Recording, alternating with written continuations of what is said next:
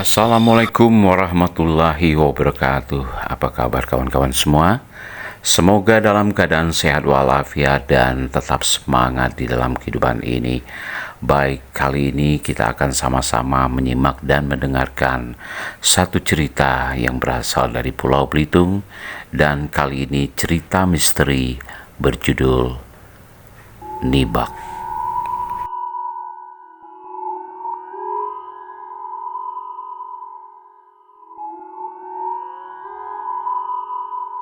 Nibak adalah satu jenis pesugihan yang dilakukan oleh seseorang untuk mendapatkan kekayaan duniawi, dan hal itu dilakukan dengan bersekutu dengan setan.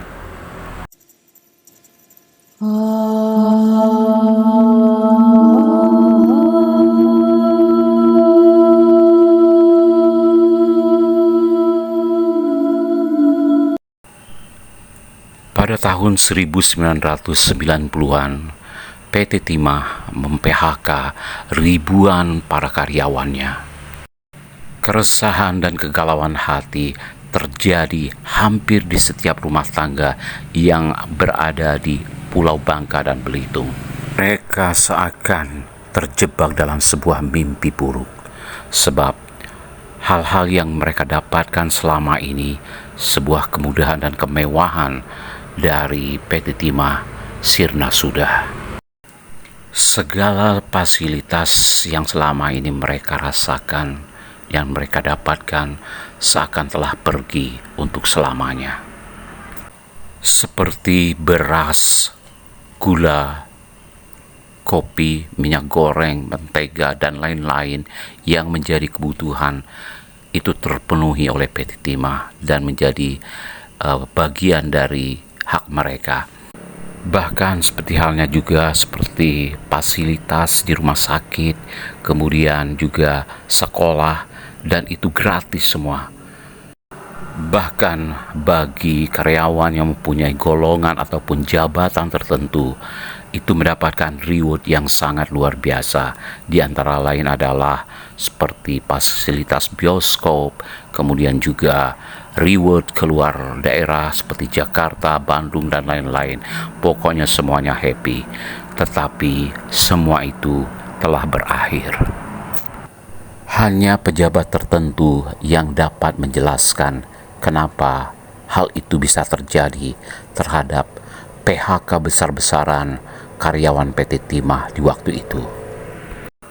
Mereka galau, mereka resah, dan mereka sedih. Tetapi apa mau dikata, inilah adalah sebuah kenyataan yang harus dihadapi, sekalipun memilukan dan memalukan. Menghadapi kenyataan seperti itu, mereka bingung. Mereka tidak tahu harus berbuat apa. Sebab pesangon yang mereka terima itu hanya untuk beberapa bulan saja, dan nilainya juga tidak seberapa. Sementara yang lebih menyakitkan lagi adalah anak-anak mereka, ada yang masih kuliah di luar Belitung.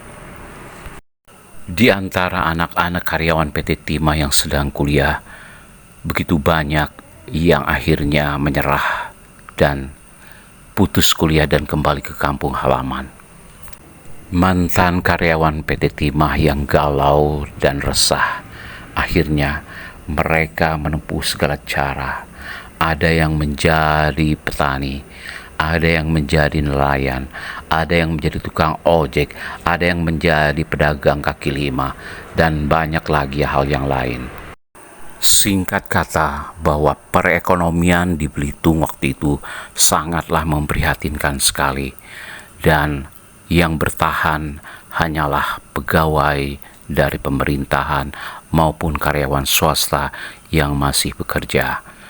Tetapi bagi karyawan ex-PT Timah yang selama ini mereka hidup nyaman, mereka mendapatkan fasilitas yang mudah, menghadapi kenyataan seperti itu mereka bingung. Tetapi kehidupan haruslah tetap berlanjut. Dan inilah hidup. Pak Burhan, demikian orang selalu memanggil namanya, dan beliau adalah salah seorang karyawan PT Timah yang mendapatkan PHK. Pak Burhan tinggal di sebuah rumah yang sangat kecil dan sangat sederhana. Dia tinggal bersama seorang istri dan 4 anaknya yang masih kecil. Dan yang lebih memprihatinkan lagi adalah bahwa istri Pak Burhan sedang hamil tua. Uang pesangon Pak Burhan yang tidak seberapa sudah lama habis, dan untunglah dari uang pesangon tersebut Pak Burhan masih sempat untuk membelikan sebuah motor bekas. Nah, dari motor bekas inilah akhirnya Pak Burhan memutuskan untuk mencari nafkah sebagai tukang ojek. Dari pagi hingga petang, demikianlah Pak Burhan selalu mencari nafkah sebagai tukang ojek. Dan beliau selalu mencari penumpang, terkadang di pasar, terkadang berkumpul dengan sesama tukang ojek di pangkalan, ataupun terkadang di daerah pelabuhan di mana banyak orang yang mungkin hilir mudik yang akan menjadi penumpang dari Pak Burhan. Pada waktu itu belum ada istilah Gojek ataupun ojek online dan sejenisnya. Dari hasil menjadi tukang ojek inilah Pak Burhan menghidupi keluarganya, ya seperti untuk kebutuhan sehari-hari maupun sekedar untuk membeli susu anaknya. Terkadang jika nasib baik, Pak Burhan dapat membawa lebih uang untuk dibawa dan diserahkan kepada istrinya. Tetapi di saat lagi sepi, ya terkadang Pak Burhan hanya bisa menghela napas, merenungi nasib yang dia alami saat itu. Apalagi saingan sesama tukang ojek sangatlah banyak, dan Pak Burhan terkadang harus mengantri ataupun saling berebutan dengan para tukang ojek yang lainnya. Pada suatu hari Pak Burhan berada di rumahnya dan beliau tidak kemana-mana, tidak mencari penumpang untuk mengojek.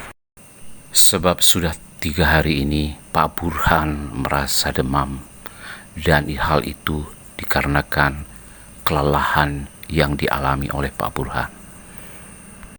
Hati Pak Burhan sedih dan resah, pikirannya melayang, sebab dengan dia tidak bekerja ataupun tidak mencari penumpang, berarti pemasukan juga tidak ada. Persediaan uang Pak Burhan pun sudah menipis, sementara beras serta susu anaknya juga sudah hampir habis. Setelah minum obat dan mendapatkan kerokan dari istri tersayang, Pak Burhan sudah agak mendingan di hari itu. Siang itu menjelang sore, Pak Burhan memutuskan untuk kembali mencari penumpang. Meskipun belum sembuh betul dari demamnya, Pak Burhan bertekad untuk keluar rumah pada hari itu untuk mencari penumpang, dan barangkali ada rezeki yang akan dia dapatkan untuk kebutuhan hidupnya bersama keluarga tersayang. Sebagai seorang lelaki, Pak Burhan tidak boleh cengeng. Demikian ketetapan hatinya di dalam menghadapi kehidupan ini. Dengan menggunakan jaket yang warnanya sudah hampir memudar, Pak Burhan akhirnya mengendarai kendaraan motornya untuk berkeliling mencari penumpang. Meskipun sudah hampir berkeliling dengan rute yang biasa Pak Burhan lewati, tetapi belum satu pun penumpang yang dia dapatkan, dan yang membuat hati Pak Burhan menjadi semakin galau ketika tiba-tiba cuaca yang tadinya begitu cerah mendadak menjadi hujan yang begitu lebatnya. Dengan sigap dan terburu-buru, akhirnya Pak Burhan mencari tempat perlindungan, dan kebetulan ada sebuah warung yang tutup dan itu dijadikan tempat Pak Burhan untuk berteduh dari basahnya hujan.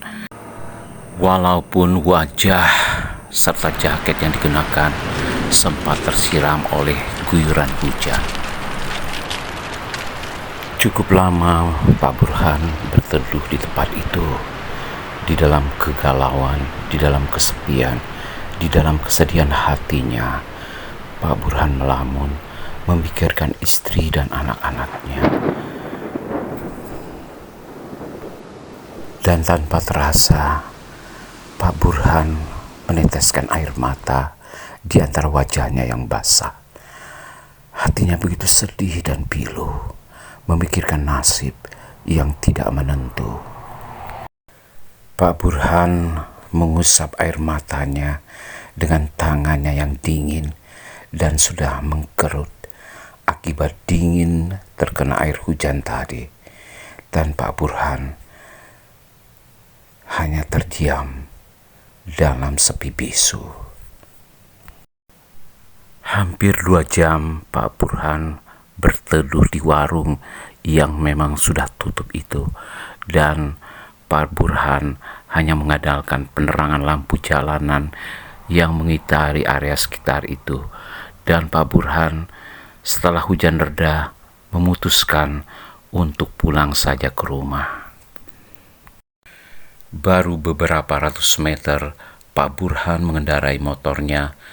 Tiba-tiba dilihatnya di depan ada sebuah mobil mewah yang sedang mogok, dan ada seorang laki-laki yang melambaikan tangan dan menghentikan Pak Burhan.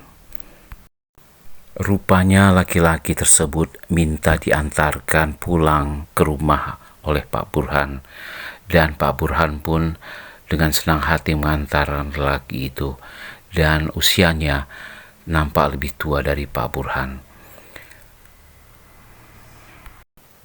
Setelah menempuh perjalanan lebih kurang setengah jam, akhirnya Pak Burhan dan penumpangnya tadi tiba di rumah yang dituju, dan itu adalah kediaman lelaki yang ternyata setelah mereka mengobrol di jalan, Pak Burhan mengetahui bahwa lelaki tersebut bernama Pak Beni.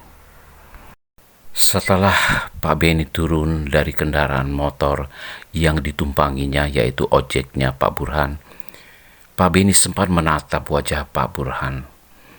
Entah bahasa apa yang ada di dalam hati Pak Beni. Lalu kemudian lelaki itu menyerahkan uang yang jumlahnya ratusan ribu rupiah kepada Pak Burhan. Dan hal itu membuat Pak Burhan menjadi terheran-heran. Bahkan sempat menyatakan, "Pak, ini terlalu banyak." Tetapi Pak Beni langsung bicara dan mengatakan bahwa itu adalah rezekimu di hari ini. Dan Pak Beni juga sempat berpesan agar Pak Burhan langsung saja pulang ke rumah, tidak usah mengojek lagi di malam ini. Bahkan Pak Beni juga berpesan untuk mengundang Pak Burhan untuk datang ke rumahnya besok hari. Dan hal itu ada yang ingin dikatakan dan disampaikan oleh Pak Beni kepada Pak Burhan tentang sesuatu hal yang sangat penting sekali. Sepanjang perjalanan pulang menuju rumahnya, hati Pak Burhan begitu bahagia. Kesedihan telah berganti dengan kegembiraan. Rasa dingin telah berganti dengan kehangatan, dan Pak Burhan begitu bersyukur telah mendapatkan uang yang begitu banyak. Tentunya rezeki itu melalui seorang penumpang yang bernama Pak Beni, yang merupakan penumpang pertama juga sekaligus penumpang terakhir, sebab Pak Beni adalah satu-satunya penumpang di hari itu. Sebelum sampai di rumah, Pak Burhan juga menyempatkan diri untuk belanja keperluan di sebuah warung seperti minyak goreng, beras, dan lain-lain. Juga tidak lupa membelikan hok lopang ataupun sejenis martabak manis, dan juga sate bagi kesukaan anak-anak Pak Burhan. Setibanya di rumah, istri dan anak-anaknya Pak Burhan menyambut kehadiran Pak Burhan dengan begitu gembira dan wajah mereka begitu sumringah. Pak Burhan begitu terharu melihat istri dan keempat anaknya yang sedang menikmati dan melahap hoklopan dan sate yang dibelinya tadi. Sebelum mereka tidur, kepada istrinya Pak Burhan juga sempat menceritakan tentang hal yang dia alami dari seorang penumpang yang bernama Pak Beni dan juga dari mana uang yang dia dapatkan itu. Malam semakin larut. Akhirnya Pak Burhan, istri dan keempat anaknya dapat tertidur dengan begitu lelap. Setidaknya pada malam hari itu mereka dapat melupakan arah nasib yang semakin tak pasti. Keesokan harinya, pagi-pagi sekali, Pak Burhan sudah rapi dan siap-siap untuk berangkat ke rumah Pak Beni. Hari itu Pak Burhan begitu bersemangat dan sambil mengingat rute perjalanan yang dilalui waktu tadi malam ketika mengantarkan Pak Beni, akhirnya Pak Burhan pun tiba di kediaman Pak Beni. Rumah Pak Beni sangatlah besar sekali dan halamannya juga begitu luas. Taman bunga yang ditata dengan begitu artistik menambah keindahan bagi mata yang memandang dan menunjukkan bahwa Pak Beni adalah seorang kaya raya yang sangat berkelas. Semula Pak Burhan merasa sungkan, ragu dan malu untuk memasuki halaman rumahnya Pak Beni. Tetapi ketika ada seseorang security ataupun satpam yang menyapa Pak Burhan, barulah Pak Burhan merasa lebih tenang dan lebih percaya diri untuk mengikuti satpam tersebut menuju ke tempatnya Pak Beni. Di teras bagian samping rumahnya Pak Beni ternyata pemandangan juga tidak kalah menariknya.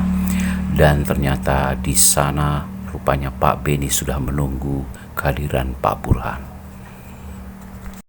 Mereka mengobrol dengan begitu asiknya dan keakraban mulai terasa yang dirasakan oleh Pak Burhan karena Pak Beni ternyata juga orang yang cukup ramah, cukup terbuka, dan itu sangat menyenangkan hati Pak Burhan. Pada kesempatan itu, Pak Beni juga sempat bercerita pada Pak Burhan bahwa dulunya Pak Beni adalah seorang yang sangat miskin sekali. Kehidupannya begitu memprihatinkan. Tinggal di rumah kontrakan dengan cara berpindah-pindah, bahkan sempat terusir karena tidak mampu membayar rumah kontrakan. Dan pada waktu itu Pak Beni tidak punya pekerjaan sama sekali. Hidupnya begitu miskin, hidupnya serba tak menentu. Semua orang menganggapnya rendah dan semua orang menganggapnya remeh. Bahkan semua sahabat-sahabatnya mulai menjauh. Tiada teman untuk curhat, tiada kawan untuk berkeluh kesah, bahkan tidak ada saudara untuk meminta pertolongan. Seakan dunia begitu sempit, seakan angan begitu hampa, seakan harapan begitu sirna. Demikian yang diceritakan oleh Pak Beni kepada Pak Burhan. Dan Pak Burhan mendengarkan cerita itu dengan begitu seksama. Hingga pada suatu hari, Pak Beni bertemu dengan seorang kakek-kakek yang mempunyai ilmu, yang mengajarkan kepada Pak Beni tentang suatu ilmu yang membuatnya sekarang ini menjadi kaya raya. Mendengarkan cerita Pak Beni, Pak Burhan menjadi penasaran dan kemudian bertanya, ilmu apa itu? Kemudian Pak Beni menjelaskan bahwa ilmu itu bernama nibak. Nibak? Maksudnya gimana, Pak? Demikian Pak Burhan bertanya, menjadi lebih penasaran lagi. Belum sempat Pak Beni menjelaskan dan menerangkan tentang ilmu nibak kepada Pak Burhan, tiba-tiba saja ada seorang lelaki remaja yang keluar dari rumahnya Pak Beni. Dan melihat wajahnya, Pak Burhan mengenal bahwa itu adalah wajah seseorang yang cacat secara mental. Matanya sipit dan juling, dan dari mulutnya mengeluarkan ludah yang mengalir alias ngeces. Anak lelaki tersebut tidak berbicara satu kata pun dan hanya mengeluarkan suara yang tidak jelas, tetapi hanya mendekat ke arah Pak Beni. Dan begitu sudah dekat dengan Pak Beni pun menyeka dan mengelap air ludah yang mengalir dan mengucur dari mulut anak tersebut.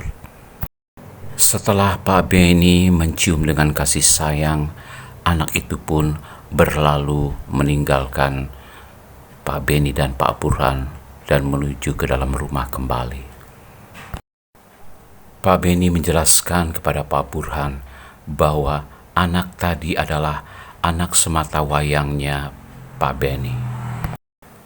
Kepada Pak Burhan, Pak Beni juga menjelaskan bahwa sejak lahir anak itu telah cacat seperti yang dilihat oleh Pak Burhan. Setelah ngobrol dan berbincang-bincang tentang banyak hal, barulah Pak Beni mengutarakan maksud dan tujuan mengundang Pak Burhan untuk datang ke rumahnya. Pak Beni menawarkan kepada Pak Burhan suatu pekerjaan di mana agar Pak Burhan bersedia untuk menjadi supir pribadinya Pak Beni. Tetapi Pak Burhan mengatakan kepada Pak Beni bahwa dia belum punya SIM dan sudah lama tidak mengemudikan mobil. Tetapi hal itu langsung dijawab oleh Pak Beni bahwa hal itu adalah hal yang mudah dan gampang, itu semua bisa diatur. Pak Beni juga menjelaskan bahwa gajinya Pak Burhan per bulan adalah 5 juta rupiah. Mendengar hal itu, mata Pak Burhan terbelalak.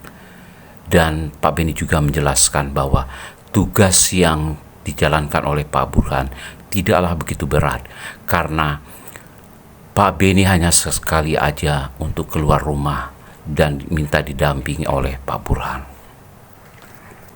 Mendengar angka 5 juta yang diutarakan oleh Pak Beni, Pak Burhan antara percaya dan tidak, sebab angka 5 juta di tahun 90-an amatlah besar sekali nilainya. Seperti bermimpi di siang hari, akhirnya Pak Burhan pun menyetujui untuk bekerja dengan Pak Beni sebagai supir pribadi di rumah itu. Sebelum Pak Burhan pulang ke rumah, Pak Beni sempat menyerahkan beberapa lembar uang yang jumlahnya ratusan ribu rupiah. Hal ini mungkin sebagai pengikat ataupun sebagai penyemangat bagi Pak Burhan agar tidak berubah dan pindah ke lain hati.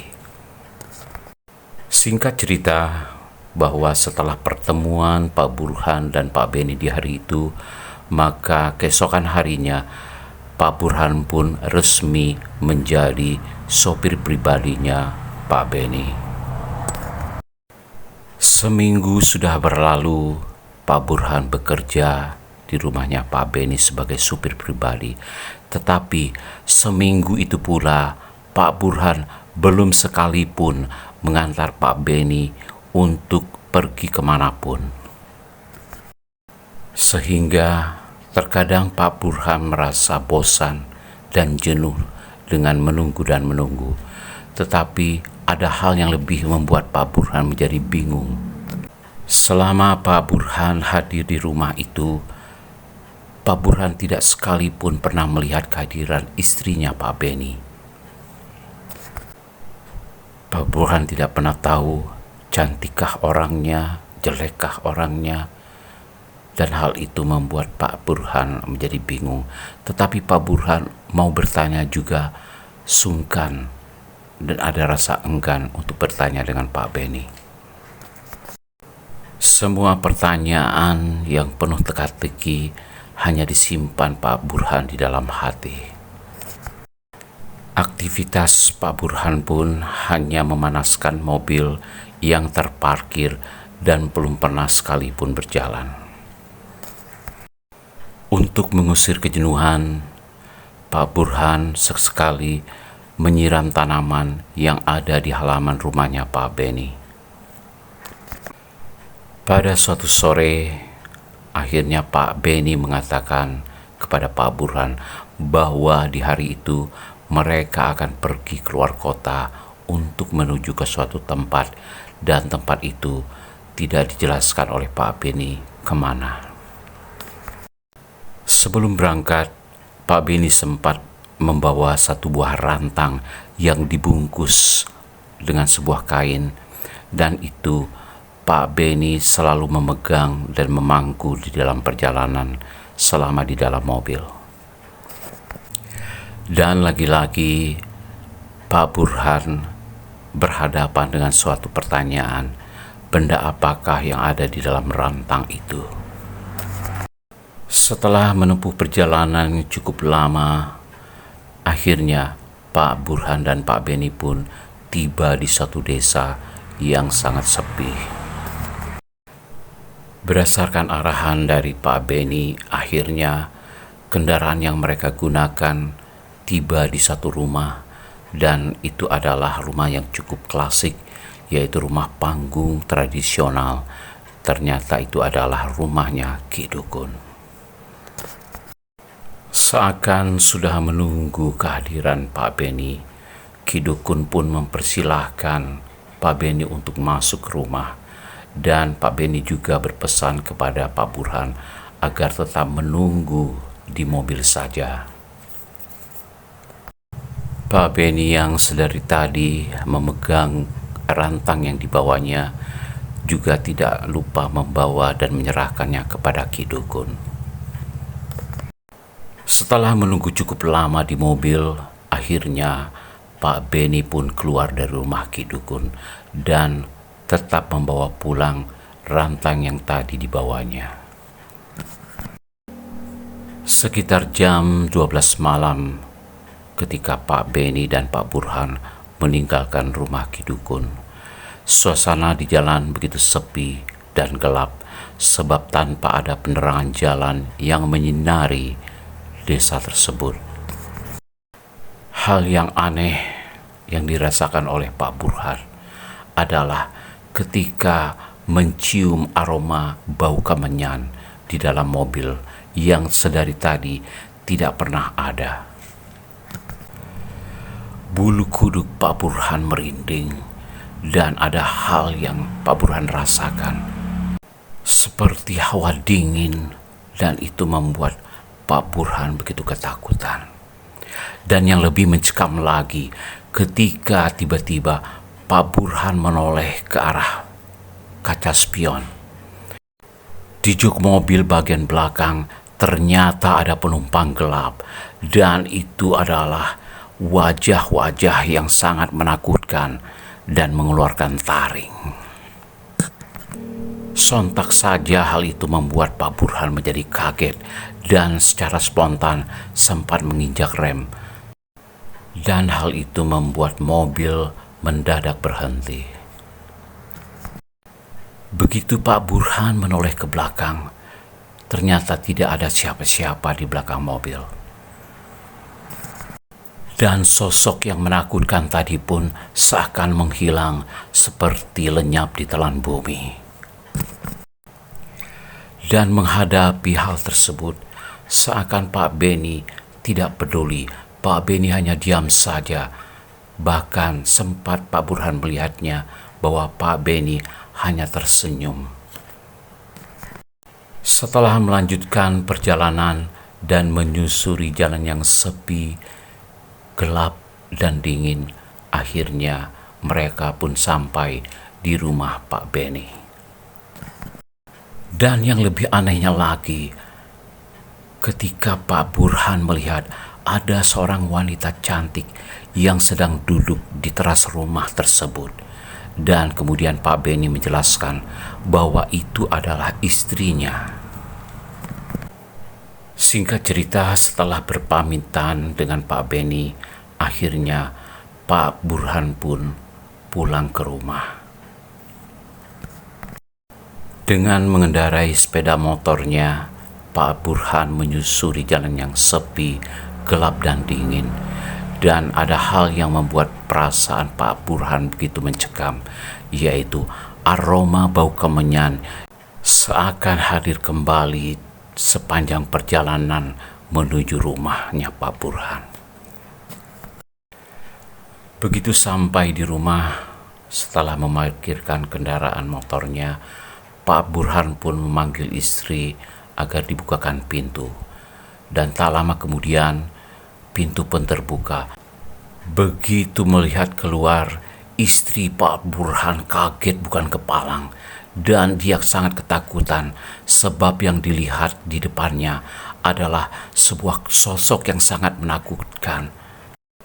Sosok tersebut berdiri di belakang Pak Burhan, dan yang dilihat oleh istri Pak Burhan, matanya merah, kemudian juga mengeluarkan taring yang begitu tajam, seakan ingin mencengkeram Pak Burhan.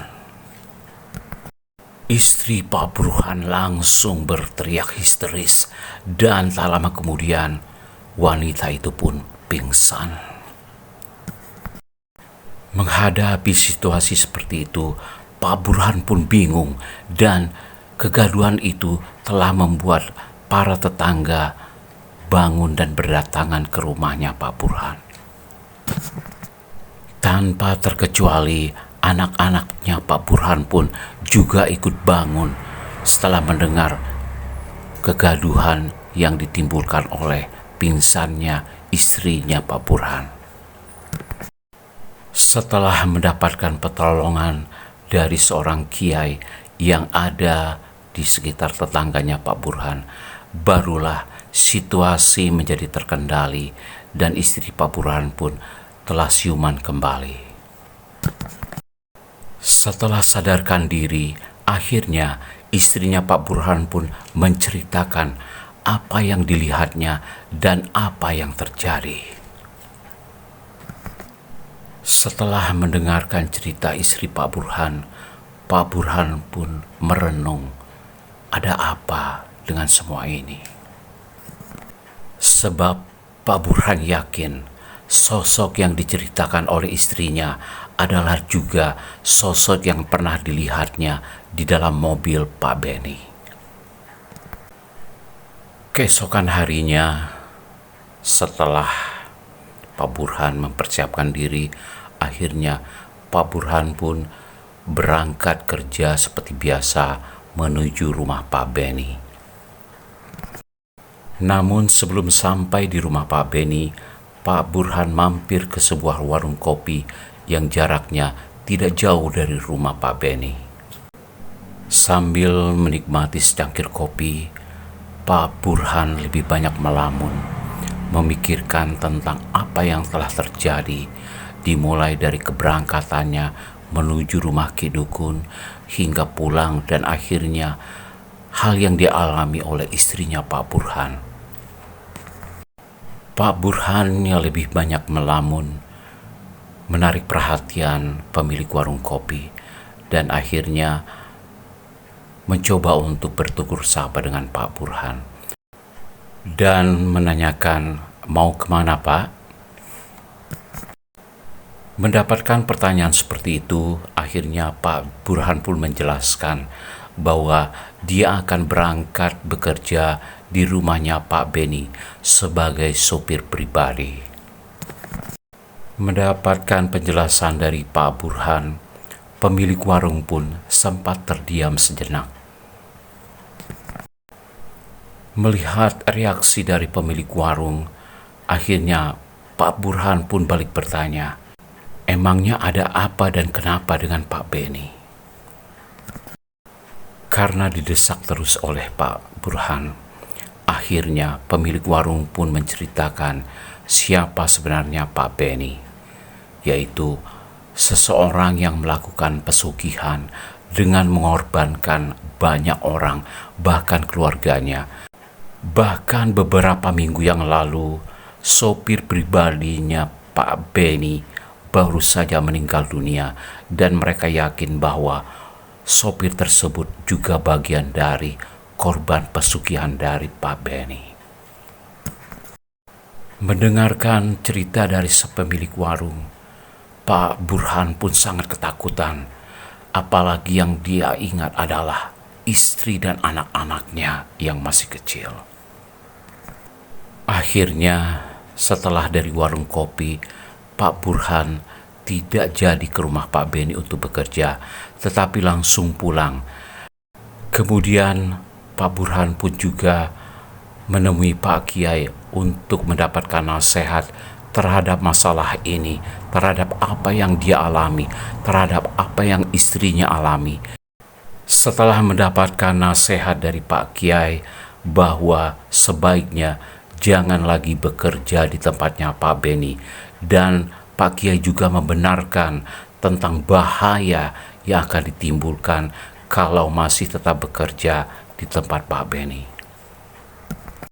Sebab Pak Benny telah menganut ilmu nibak, yaitu sejenis pesugihan yang tetap akan memakan korban bagi orang-orang yang ada di sekitarnya. Akhirnya pada hari itu juga Pak Burhan menemui Pak Benny untuk berpamitan berhenti bekerja sebagai supirnya Pak Benny. Dan hal itu membuat Pak Benny merasa kecewa, merasa geram dan marah. Tetapi Pak Burhan sudah tekad untuk meninggalkan lingkungan dari ilmu pesugihan nibak. Baik kawan-kawan semua, demikianlah cerita misteri yang berjudul nibak. Terima kasih bagi kawan-kawan yang sudah menyimak dan mendengarkan cerita ini hingga selesai. Semoga ada hikmah yang terbaik yang dapat kita petik dari cerita ini.